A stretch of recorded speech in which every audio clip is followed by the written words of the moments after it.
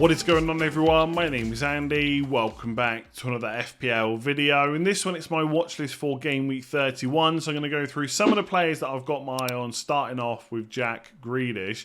And I would say a lot of people are thinking about bringing him in this week. For the second game week in a row, he got 1 goal, 1 assist. And now going into Game Week 31, it's a fixture against Leicester at home, who have been poor defensively all season. It doesn't look like that's changing, even though Brendan Rodgers has obviously been sacked. So that is a great fixture. I think on paper we're looking at it thinking Man City can go and score 2, 3, 4 goals, maybe even more. And a lot of people already own Haaland or are looking to bring him back. So to get that second Man City attacker is quite appealing. Now, we'll talk about Grealish specifically in a minute, as well as the Rashford to Grealish transfer. Fixture-wise, if you're looking at the rest of the season as a whole, things are quite good for Man City. They've got a double game week in 34, Leeds at home and Everton away in 35 and 36. 2 good single game week fixtures. They should double in 37, which I think is Chelsea at home and Brighton away. So they're 2 fairly tough fixtures, but you're never going to back against Man City in a double game week. Then it's Brentford away to finish the season. So overall, it looks quite good. I would say in the short term,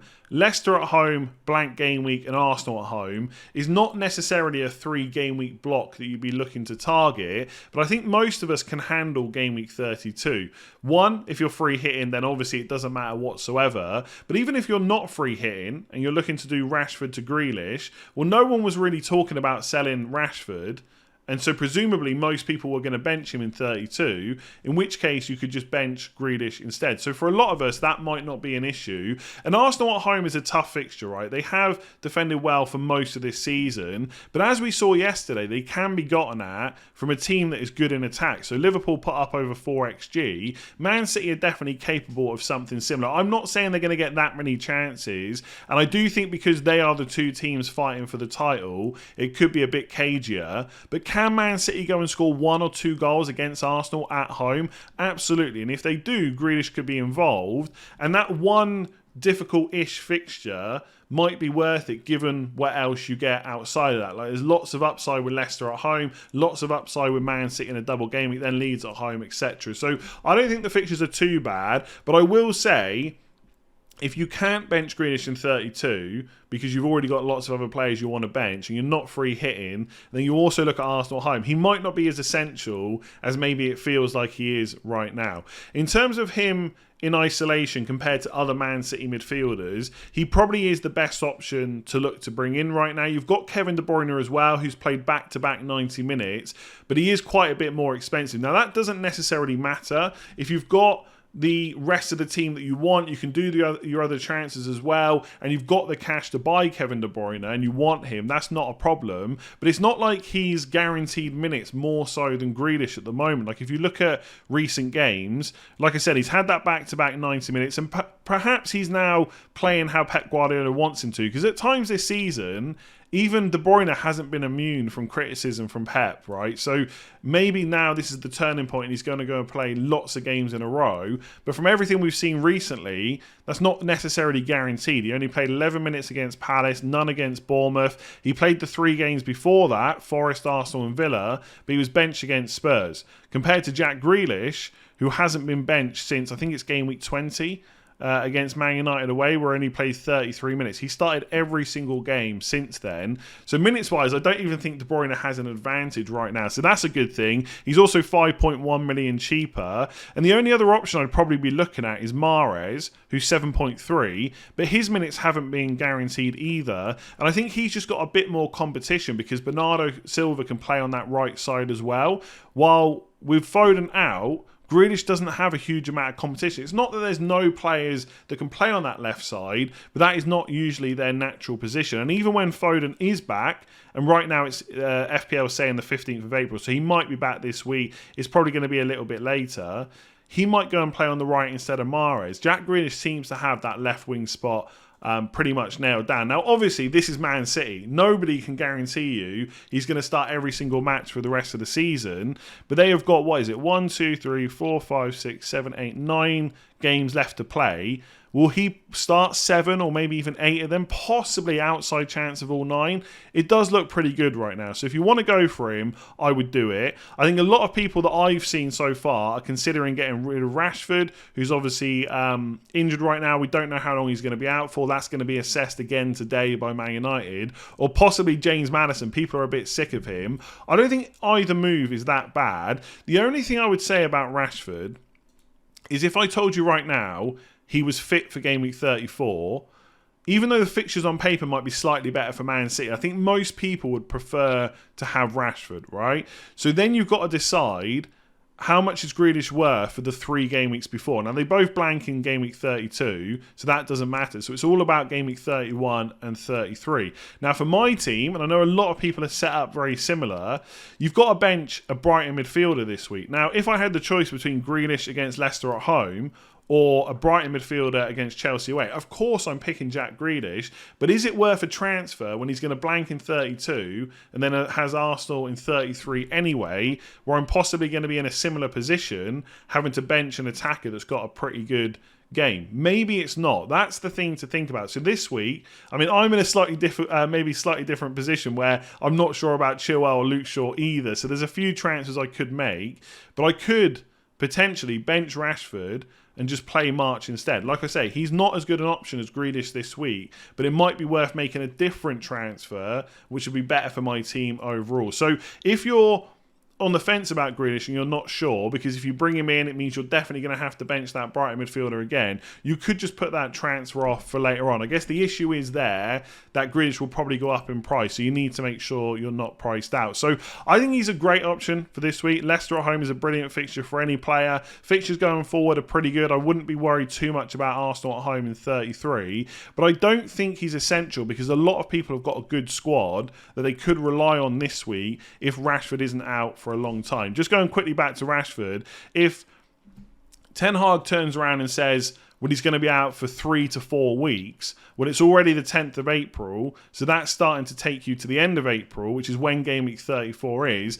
Then maybe it's not worth the risk. Maybe you just take the points from Jack Grealish right now and possibly even just keep him for 34 because you don't want to run the risk of, Rashford having his minutes managed when he comes back. If Ten Hag says he's only going to be out for a week or so, that's a bit different. I think in a lot of cases then, it makes more sense to play your second Brighton midfielder if you're in that position and just reassess after the blank in game week 32. So either way, if you're looking to bring Grealish in, great option. I'm definitely looking at it as well, but I don't think it's a no-brainer transfer. All right, let's look at another Man City player, this time their goalkeeper, Ederson. And if I do end up bringing him into my squad, that'll be the 3rd time this season I've used a transfer to bring him in. And if you've been following along closely, the previous 2 times did not go that well. So why am I looking to put myself through the pain again? Well, there's a few different reasons. One is the number of good fixtures that Man City have between now and the end of the season. And also, they are one of the top defences in the league. They've also got those additional fixtures as well. So a double game week in 34 and one more to come after that, probably in game week 37. Now, game week 32 doesn't matter a huge amount because I'm free hitting. And although Arsenal at home is a difficult fixture that I expect Man City to concede in, I will have a second playing goalkeeper that I could play instead. Now, some of you might think, well, hang on, if you're free hitting in 32 and you're not going to play Ederson in 33 anyway, or at least you're thinking about not playing him, what's the rush to get him in? Well, when you free hit, you cannot roll a transfer. So I've got one free transfer for 31, and if I don't use it, and then I free hit in 32, I'll still only have one transfer in game week 33. So part of my thinking with transfers for this week is not only about getting extra points in game week 31, it's also about setting up for the rest of the season where we know there's more double game weeks to come, and Ederson is absolutely nailed on in that Man City defence. I can't say the same thing about Diaz, Ake, Stones, etc. Will they get good and regular minutes from now until the end of the season? Probably. Will they play every game? That isn't something I can guarantee. And unless the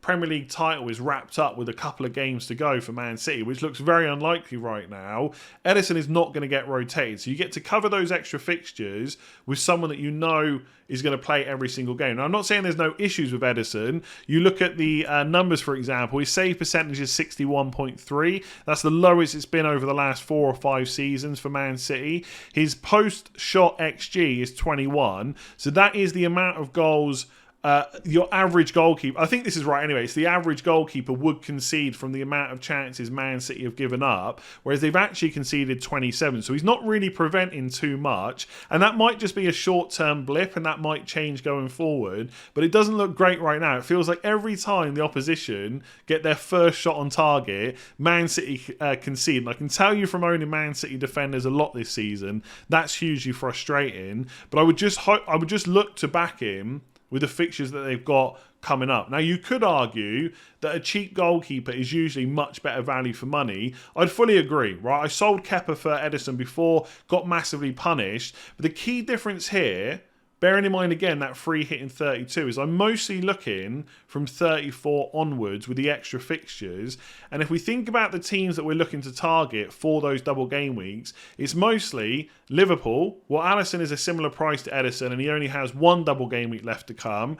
Man United, so De Gea, but I'm already tripled up on Man United, and if Luke Shaw and Rashford aren't out for a long time, I'll probably just look to hold on to them rather than use transfers to switch players around. And the other team is Brighton. Now, they do have a very cheap goalkeeper in Steele, who hopefully for owners will keep his place for the rest of the season, but I'm already tripled up on Brighton, and again, I don't want to use transfers to switch those players around. I'm happy with Estepinian, Matoma and March, so that really only leaves Ederson. So will there be a cheap goalkeeper like Raya or like Kepa or someone else that outscores Ederson? Possibly, but can I guarantee who that's going to be without the extra fixtures that they have from now until the end of the season? I don't think I can. So I think when I go into next season, I'll definitely be looking for a cheap goalkeeper again. I don't think it's necessarily worth going for the expensive one.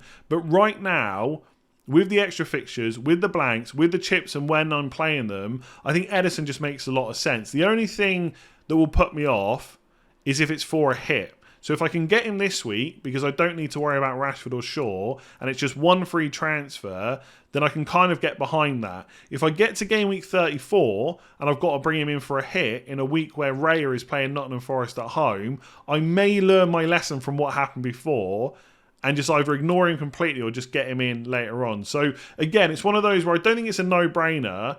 And I know people are dead against having expensive goalkeepers, especially Ederson, because at least Alisson makes saves and stuff like that. But I think with the fixtures from 34 onwards, he's definitely worth considering. So he was my original plan for 31. A lot's happened since then. Chilwell didn't start the last game. Rashford and Shaw are injured, etc. But he's still definitely on the radar, and there's every chance I'll still use a transfer on him this week. So I didn't know whether to include Salah in this video, because essentially when he's not in my squad, he's permanently on the watch list. I'm always looking for a way to bring him in. But I think given what happened against Arsenal yesterday, it's a good time to discuss him, because a lot of people are saying he's not value for money. That value for money is even worse if he's not on penalties. He's out of form, Liverpool are out of form, etc. So let's talk about all that. Now, for my own personal team, it's a matter of when, not if, I bring him in. I'd love to have him for game week 31, but I don't think it's going to be possible, because to afford him I need to unlock funds. The way to do that is to sell Harry Kane, and Kane has Bournemouth at home in game week 31, so I can't make that move this week.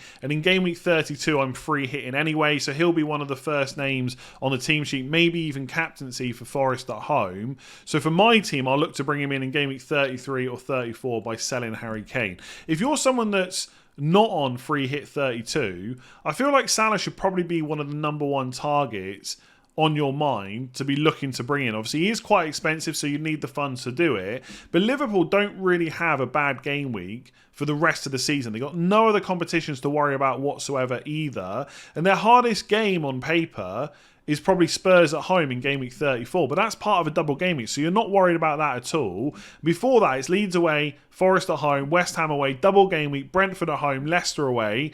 And we've just said how bad the Leicester defence has been. So that's a good fixture. Then it's Villa at home and Southampton away. So if you got Salah in and they didn't have another transfer to take him out, it wouldn't be the end of the world, because the fixtures are great for the rest of the season. So anyone not on a free hit should be strongly considering him. And anyone that is free hitting in 32 should still be considering when they can bring him back in.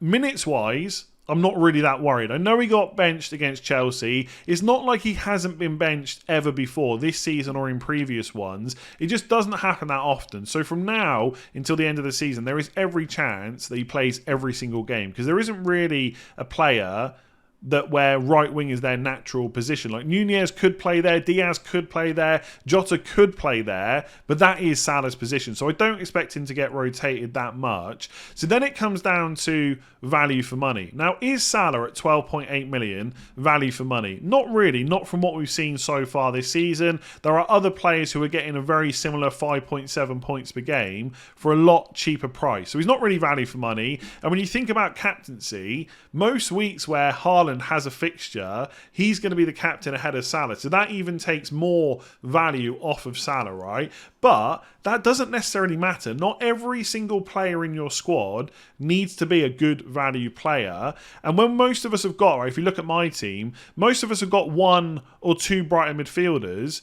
Like March was 5.1 million. When I got him. Mitoma, 5.4 million. They are the value players in my squad. If I've then got the money to do every other move I want to make, and one of those moves also includes Salah, I don't care how much he is. I only care whether he can outscore the other players that could be in that position instead. So if you look at my midfield, we'll forget about Rashford for a second. Let's just say he's going to be back soon and I keep hold of him. I'm going to take Odegaard at some point out for Salah. Now, do I think that Salah is going to outscore Odegaard? Absolutely. So if I've got the money, he should be in that spot. And if I've got the money to make the rest of my moves, so let's say we do Kane down to Greenwood, who's super cheap. I might do Chilwell to Trent. And I'm not going to get into the Trent conversation right now, but it's on my mind. So I can do all that. And I've still got a squad that I'm happy with. I can still afford Ederson if I wanted him as well. And obviously this is a lot of transfers to be thinking about. But I'm trying to plan ahead because there's so many double game weeks. I've still got 0.6 million in the bank. And at some point Watkins might become Isak, which then gives me even more money to spend again. So perhaps I can get Grealish instead of Rashford. I could get a second Man City defensive option. There's options for me there, even though I've got Salah that's not value for money. So the only question then is, do I think there's a player that's going to outscore him? And I don't think there is. Like Saka is brilliant. I'm not worried that he blanked against Liverpool yesterday, but the fixtures coming up are not great. Bearing in mind, again, I'm free hitting in 32, and they don't have any more double game weeks to come. So if I'm betting on Salah or Saka to outscore, to get the most points from now until the end of the season, my money is on Salah. So the value for money, it doesn't matter. The only reason it should matter is if it's stopping you make a really good move. So let's say you've got less team value than me, and you've got someone like Andreas Pereira here. If the choice is Salah and Andreas Pereira, or, I don't know, Grealish and Saka, right, and you're having to play them every single week, maybe in that situation, by the way, it's just a random example, maybe in that situation, you go for Saka and Grealish instead. But if you can afford Salah, and you're not worried about any other moves you can't make, then the value for money doesn't matter if you think he's the one that's going to score the most points. So I'm not really worried about that. Then you look at form. Like Liverpool have been a bit all over the place for a lot of this season, right? Even if you look at recent results, they draw with Arsenal, probably should have won that game. They draw with Chelsea, poor performance. They did rotate a few players, smashed by City, lost to Bournemouth, but then smashed Man United themselves. So a bit all over the place. But you cannot deny, like if you're someone that likes to use form to make decisions, you cannot deny the form that Salah is in as long as you disregard the penalties, right? Yes, he missed a penalty against Arsenal, still returned. He blanked against Chelsea, but he was benched. He scored against City. He blanked against Bournemouth, but that was the game week where, again, he missed a penalty. And we'll come on to the penalties in a second. He did really well against United. In game week 25, yes, he blanked against Palace, but he scored against Wolves, so he didn't blank that game week either. Assist against Newcastle, goal against Everton. This guy is returning very regularly, so your only argument is the value for money thing, and I've already covered that. Let's talk about penalties. Will he be off them? Possibly. Klopp said that he's going to talk to him about it and then decide. I think missing 2 in a row is not great. It also meant that they lost against Bournemouth instead of drawing. It meant they drew against Arsenal instead of winning. But I think Salah's record generally is quite good. And I don't think Liverpool necessarily have an obvious replacement outside of Fabinho. And his record is great. I think he's taken 25 and only missed 1. So he might get them. Outside of that, I don't know if there's anyone else they would choose. I think Nunez's record is 11 scored from 11. But I don't know. The way Nunez plays sometimes, his decision making, I think he's a great player, but I just can't imagine you rely on him as a penalty taker. I think there's a chance that Salah will keep them. The big part for me is, I don't think it matters. if Klopp says Salah's not on penalties, I still think I'm going to look to bring him in because his goal threat from open play is really high, 0.49 expected goals per 90. Not many players have that over the season. He also chips in with assists. And essentially, there's no other player in that Liverpool side from an attacking point of view that I'm confident is playing as many minutes. So if Nunez was nailed on to start every single game from now until the end of the season, and you took penalties away from both of them, there's an argument to be made that Nunez is better value for money, and therefore you could go for him instead. But one, we don't know if Salah will lose penalties. And two, I don't think Nunez will get as many minutes as Salah. And I'm not worried about the money. So I still think he's a great option. So I'll leave it there because I talk about Salah a lot. And that section has gone on just as long as the Jack Grealish section. I wouldn't worry about the value for money. I think he should be the number one target or one of the top targets for a lot of people that don't have a free hit. And like I said, for me, it's when, not if. I'm not worried about Liverpool's form because Salah has been brilliant. Looked great against Arsenal. Could have had more returns. On another day, he puts that penalty away and everyone's narrative around Salah is completely different. So I think he looks great. Give the video a like if you enjoyed it. Hit that subscribe button if you haven't done so already. I'll catch you again tomorrow.